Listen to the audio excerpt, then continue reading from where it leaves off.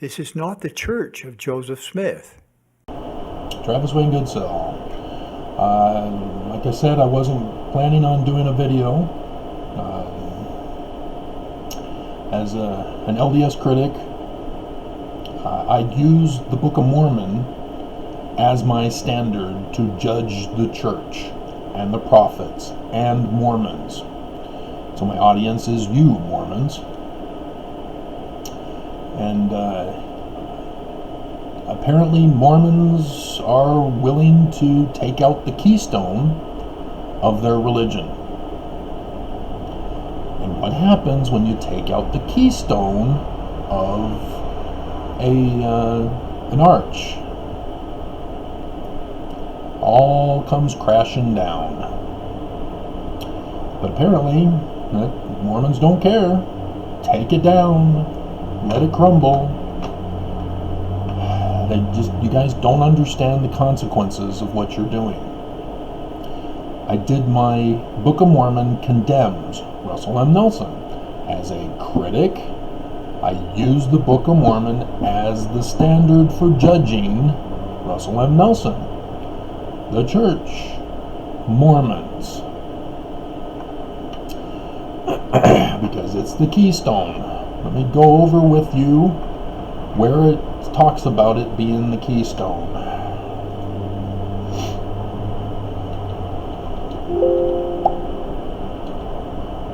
No.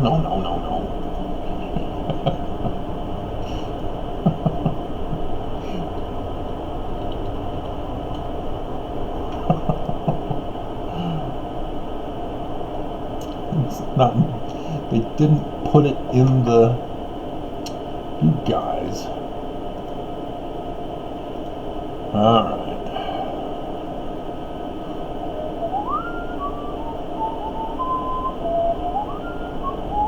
It's in the introduction. This is Wilford Woodruff. Came from his journal. And so when they were assembling the 1981 version of the triple combination, after they'd already done the Bible in 1979, they found this from his journal and put this in here as if it were Joseph Smith's own words, and sort of neglected to tell people that it wasn't Joseph Smith's words, it was just Wilford Woodruff's summary. Let's see, where was it? Concerning this record, the prophet Joseph Smith said, I told the brethren that the Book of Mormon was the most correct of any book on earth. And apparently there are Mormons who put a period there. No.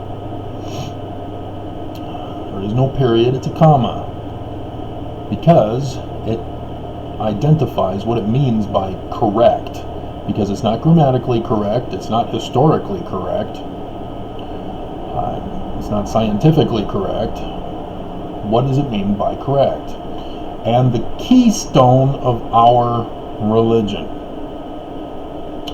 Again, you take out the Book of Mormon, like the Community of Christ, which originally was the Reorganized Church of Jesus Christ of Latter-day Saints.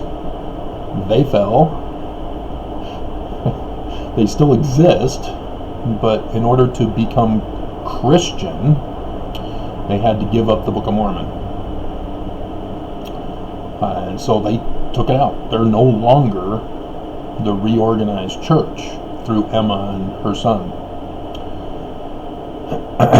And a man would get nearer to God, oh, here it comes, by abiding by its precepts than by any other book.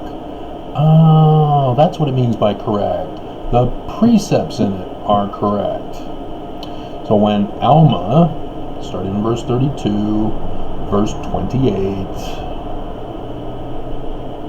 it explains how to identify the correctness or incorrectness of precepts, which they refer to as the Word. And it can be any word.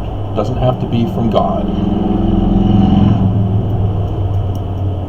And so Oakes was finally telling the truth in one of his talks. partially over conference weekend when he said that the fruits referred to in Matthew chapter 7 regarding false prophets, he sort of wanted to tract away from it, prophets being identified as false. But he was right about fruits having to do with the consequences of following words, precepts. And so, but the focus here for this video is Keystone. Because if Mormons were to take away the Book of Mormon from their religion, what does the Book of Mormon warn when you take away Scripture, which are supposed to contain correct precepts on how to live your life? Well, we see the first group, the Lamanites. Nephi, they get the plates from Laban through Zoram, and they then take it out of Jerusalem, and that's supposed to help explain why there are no records in Jerusalem when they come back from captivity.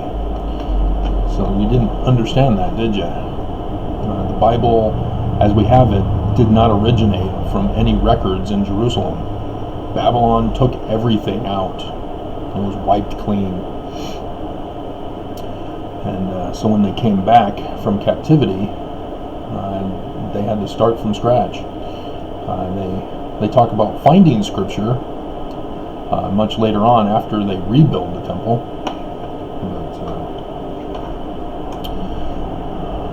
Anyway, the Lehites make it to the Promised Land.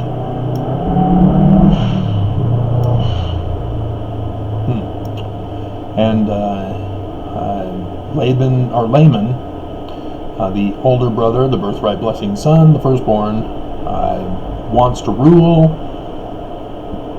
And now that Lehi, their father, is dead, is upset with his brother to the point where he's going to kill Nephi and subjugate everybody else to his reign as king. And so Nephi does exactly what his father did in Jerusalem and leave, and takes the records with him. Exact same pattern. There's a purpose behind all that.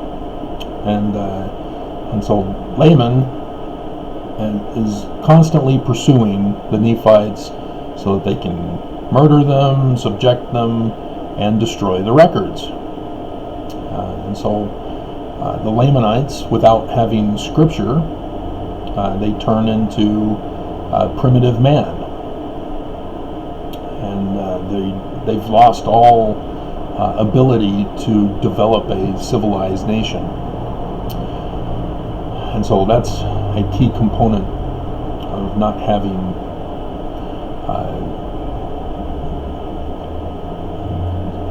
Scripture that contains correct precepts.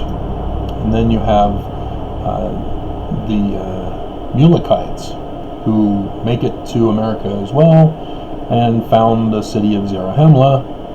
And when Mosiah from the Nephites finds them, they were speaking a completely different language. They could not be understood and all that. Russ is knocking at the door. He'll have to wait for a couple minutes. And they had lost the knowledge of God also.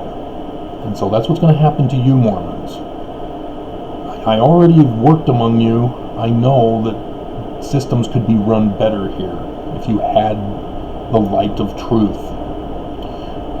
And I've told many examples of this. And also, you're going to lose who God was. You're not going to know who God was, and you're going to just create your own God and claim a source of truth for it. And so, just understand this, Mormons. Don't take the Keystone out. I'm back to finish up a little bit more. Russ had given me a couple of DVDs to convert for him, so that's playing on the other computer. And so in this time, as the church is hinge pointing into a completely new direction, as they're rewriting church history, what they're doing is taking out the Keystone, chiseling it away, until finally it'll be completely gone. And it'll just be the myth that, oh yeah, the church was founded by this guy named Joseph Smith way back in the olden days. And that's it. That'll be all it is. He organized the church, and now we are led by prophets. As we survive the great apocalypse.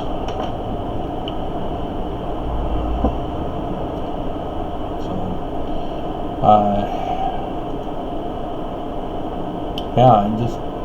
it's just unbelievable how Mormons can think that they can put a thumbs down and confound me with that to show their disapproval.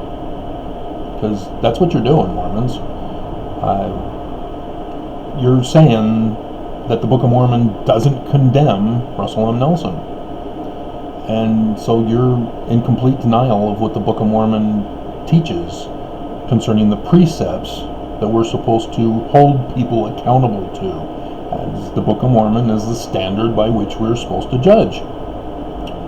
And so not too many people have come to it anyway. Today's videos are kind of low, but again, it's people are getting home from work, because most of you who see my channel are still working.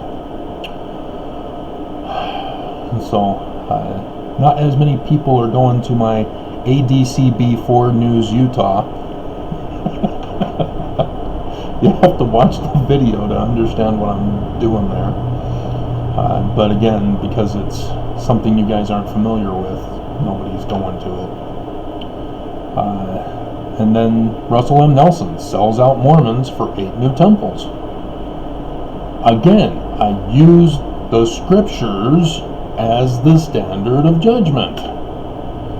He did exactly what Joseph's brothers did to him, Joseph of Egypt. He did exactly what Judah did to Jesus. Judas, same thing, Judah. And yet 2 Mormons are unhappy with that. They're in denial that they got sold out by the church, by President Nelson. They think, oh, yay, numbers. We're increasing our numbers. No, you're not increasing membership numbers. And that's the whole point, is that they've redefined how and why to build temples.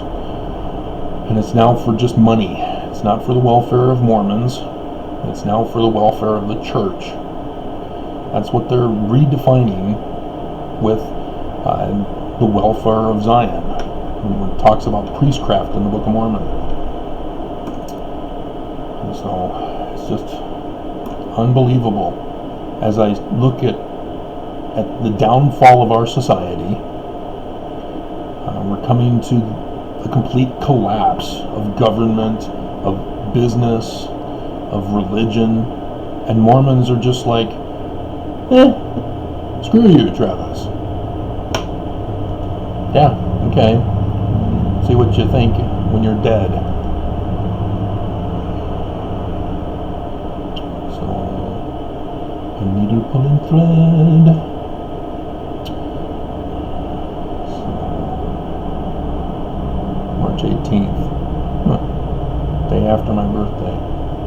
2,587 unique viewers. Wow.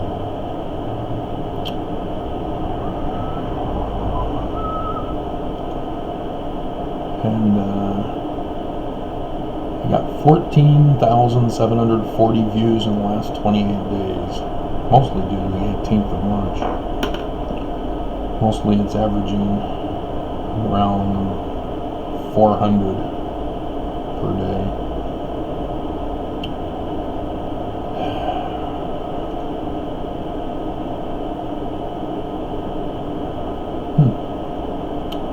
1.3 thousand watch hours.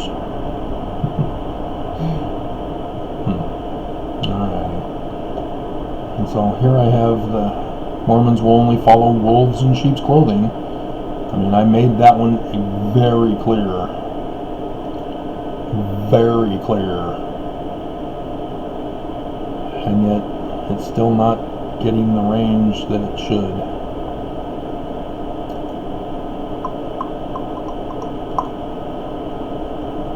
But 4 minutes, 4.9 minutes, so 5 minutes, or no, that's hours.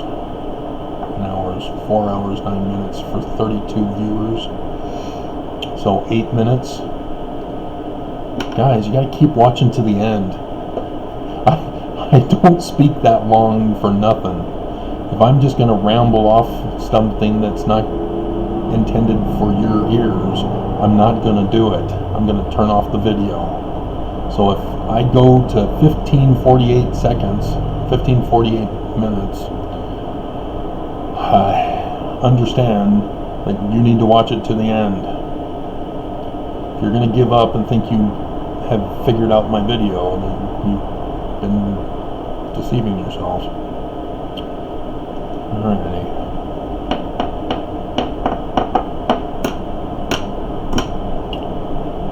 Unbelievable. So there's more. There's one that had like a ton of negatives. What was that? Now there's 3 for my pre-LDS conference show. What do you say now, guys? So, alrighty. Nothing new happened with the deaths in Utah. We did have almost 100 more added to the hospitalization. So we're still slowly creeping up. There's a channel, a YouTube channel, that has been keeping track and doing a little video presentation of the United States, Europe, and the whole world of when and how severe over time they got with coronavirus. It's fascinating. But alrighty, you need to take it in the context of the news as to what they did in reaction to it also. That's also crucial to connect. Acting Navy Secretary resigns after rebuking captain who raised coronavirus concerns. God, he's trying to kiss the butt of the president and now he resigns. Alrighty.